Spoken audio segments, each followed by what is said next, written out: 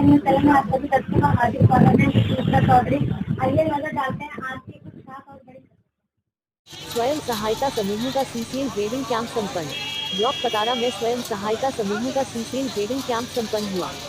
दीनदयाल अंत्योदय योजना राष्ट्रीय ग्रामीण आजीविका मिशन के अंतर्गत उत्तर प्रदेश राज्य ग्रामीण आजीविका मिशन जो कि ग्राम विकास विभाग द्वारा संचालित की जा रही है, आज विकासखंड कार्यालय के परिसर में वृहद सीसीएल ग्रेडिंग कैंप उपायुक्त स्वत रोजगार ए के सिंह के निर्देश पर उपायुक्त स्वत रोजगार ए के सिंह के मुख्य आतिथ्य एवं खंड विकास अधिकारी ज्ञानेंद्र मिश्रा की अध्यक्षता में आयोजित किया गया, जिसमें 63 स्वयं सहायता समूहों में से 45 स्वयं सहायता समूहों की ग्रेडिंग कराई गई, जिसमें बैंक ऑफ बड़ौदा शाखा पतारा से जॉइंट प्रबंधक ध्यानचंद, बैंक ऑफ बड़ौदा शाखा तरगांव से रोहित कुमार एवं बैंक ऑफ बड़ौदा शाखा पर रियालपुर से शाखा प्रबंधक अमरिंदर वर्मा एवं बड़ौदा यूपी बैंक शाखा पतारा से वरिष्ठ शाखा प्रबंधक किंजल कुमार ने स्वयं सहायता समूहों की ग्रेडिंग में पूर्ण रूप से ग्रेडिंग करने में अपनी अहम भूमिका अदा की। इस अवसर पर जिला मिशन प्रबंधक कजली पटेल, आदित्य शुक्ला, प्रभात खान, मोहम्मद बसीम ADOISD अखिलेश दुबे सहित ब्लॉक मिशन प्रबंधक राघवेंद्र कुमार, अंकित श्रीवास्तव, शाहिद खान, निरुपम सहित समूह सखी सहित सैकड़ों की तादाद में स्वयं सहायता समूहों की ग्रामीण महिलाओं ने प्रतिभाग किया। साथ ही साथ कोरोना के प्रकोप को देखते हुए कैंप में आए हुई ग्रामीण महिलाओं की स्क्रीनिंग एवं सैनिटाइजेशन की उचित व्यवस्था रही।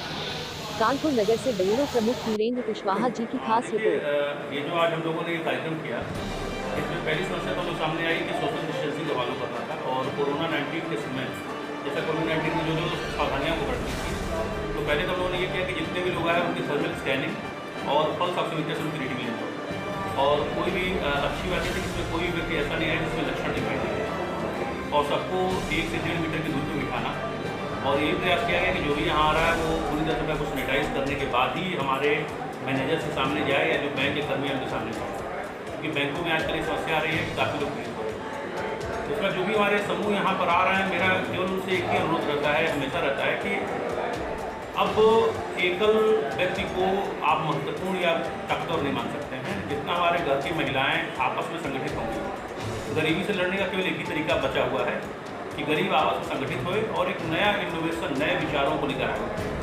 अभी तक हमारा प्रयास था कि उनको साथ में जोड़ना और उनकी बचतें बढ़ाना। अब हमारा प्रयास है कि उनको कामगार बनाना और उनको मार्केट ओरिएंटेड बनाना। तो अभी सर के निर्देशन में, जैसे आपने बात किया उपायुक्त महोदय से, उनके निर्देशन में हम लोग उनको इस लायक बनाने की कोशिश कर रहे हैं कि वो लोग अपने मार्केट के प्रति खुद ब खुद जागृत हों और बुक कीपिंग के द्वारा वो लोग एक अच्छे संगठन के रूप में आगे बढ़ें। ट्रेडिंग कैंप रखा गया ब्लॉक पतारा में, सर क्या उद्देश्य है इसका, ये ऑर्गेनाइज करने के पीछे क्या मकसद है? इसके पीछे मेन उद्देश्य ये है, जो हमारी गरीब महिलाएं हैं, जो इनका समूह है, उनकी टाइम से चक्कर लगाने के पहले एक जगह पर ग्रेडिंग हो जाए। इस ग्रेडिंग के निमित्त हमने 29 तारीख को जिले परिशीले कैंप रखा है।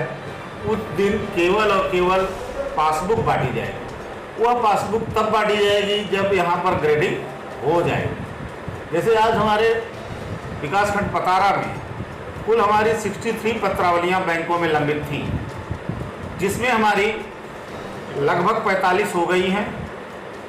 एक हमारा बैंक ऑफ बड़ौदा सिवढ़ारी है, जहाँ पर हमारी 17 पत्रावलियाँ। बैंक मैनेजर से मेरी बात हुई, क्योंकि वहाँ 2 मैन बैंक है, तो कहे साहब चूँकि इसलिए नहीं छोड़ सकता, 2 दिन के अंदर वो 17 भी हो जाएगी। यानी 63 में 62 पत्रावली की ग्रेडिंग हो जाना बहुत बड़ी उपलब्धि है। इससे फ़ायदा अब ये होगा कि इन महिलाओं को धीरे धीरे हम लोग, जैसे मेरे BSA से बात हो गई, अब BSA साहब पूरी तैयार हो गए। पहले आप लोग देखे होंगे तो नहीं देने को तैयार थे, ये समस्याएं वो समस्याएं, लेकिन अब सारी समस्याएं खत्म हो गई। उनको वो जानते हैं कि मैं BSA भी रहा हूँ, उनको ये भी पता है कि मैं ऑडिटर भी रहा हूँ। हमने कहा कोई बात नहीं, हमारे समूह को मत दीजिए, लेकिन जो आपकी एसएमसी काम करा रही है, फिर अगर हम 1-2 को चेक कर लेंगे तो दिक्कत आएगी। फिर सब रेडी हो गए। आज की तारीख में हमारा 85,000 का टारगेट था, 90,000 ड्रेस सिलने के लिए हमको मिल गए हैं, जबकि पहले 17,000, 15,000, 18,000 की ये कमी है, वो कमी है। देखिए, जब किसी लेमैन आदमी से काम कराते हैं, हम अपने बच्चे को जब फर्स्ट डे एडमिशन कराने जाते हैं तो उससे MA की बात थोड़ी करेंगे। ये हमारी लेमैन महिलाएं हैं, इनको जब हम सपोर्ट करेंगे तो निखार तो आएगा ही आएगा धीरे धीरे। अगर इनका हम सोचें कि ये अपनी प्रतिद्वंदिता ISI मार्क कंपनी से करें तो नहीं हो सकता। वो तब होगा जब इनको हम सपोर्ट देंगे। जैसे लिज्जत पापड़ है वो समूह की महिलाएं ही बनाती हैं। मुश्किल से 1 रुपए की आलू 20 रुपए का चिप्स बन के बिक रहा है। ये है इसके पीछे मेन सर उद्देश्य। अभी लगभग कितने ब्लॉक में ये ग्रेडिंग कैंप जो आयोजित हो चुके हैं सर?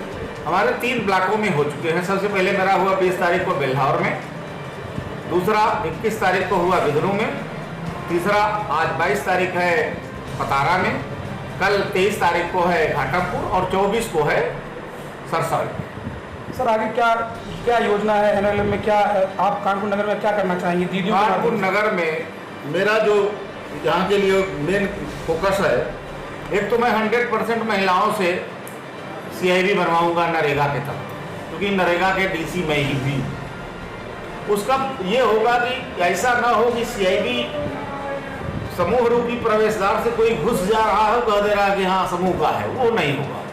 समूह की महिलाओं के पति भी काम कर सकते हैं और बेटा भी काम कर सकता है, क्योंकि हमें परिवार को अप करना है, केवल उस महिला को अप नहीं करना है। तो जिस दिन हम उस पूरे परिवार को अप कर देंगे तो हमारी आजीविका मिशन का जो मिशन मोड में हम जा रहे हैं, वो मिशन मोड का यही अर्थ है। एक तो हम उसको CIB से जोड़ेंगे, नंबर 2 प्रयास करेंगे अगले साल 100% ये जो स्कूलों की सिलाई होती है ये करवाएंगे। चौथा फिर हमारी होली दिवाली आती है, दिवाली पर मोमबत्ती वगैरह का काम हम करवाएंगे, मास्क का करा ही रहे हैं। अगले साल से हमें वो भी मिल जाएगा पुष्टाहार। सबसे महत्वपूर्ण परिवर्तन ये हुआ इन महिलाओं के साथ कि अब कोटा इन्हीं को ही होगा। गांव में कोटेदार के लिए बहुत बड़ी राजनीति चलती है, वो सारी राजनीति खत्म, अब केवल और केवल इन्हीं को होगा। उसमें यह है कि 1 या 2 से अधिक अगर समूह की महिलाओं ने आवेदन कर दिया है तो डिप्टी कमिश्नर मनरेगा को NRLM को निर्णय लेने का अधिकार दे दिया गया है। तो हमारी ये महिलाओं का मोरल बहुत हाई हो जाएगा। हर व्यक्ति चाहेगा कि हम NRLM में समूह में जुड़ जाएं, जिससे सारी योजनाओं का लाभ है। अभी आप देखे होंगे प्रवासी लोग जब आए हैं तो जिनके पास जॉब कार्ड था उनको फ्री में राशन देना शुरू हो गया था। तब लोगों को पता चला कि what is the ration card, what is job card. सरकारी योजनाओं का बहुत बड़ा प्रतिफल है। जैसे मनरेगा के तहत मेट का काम हम इनको देंगे, मनरेगा के तहत अन्य कोई भी और वर्क है, तो इससे इनका मोरल हाई होगा। जब मोरल हाई होगा तो ये अपने बच्चों को भी पढ़ाएंगे। इनके बच्चे भी बहुत टैलेंटेड हैं, ऐसा नहीं है कि उनके बच्चे टैलेंटेड नहीं, क्योंकि उनके पास इतनी अर्थ नहीं, इतना धन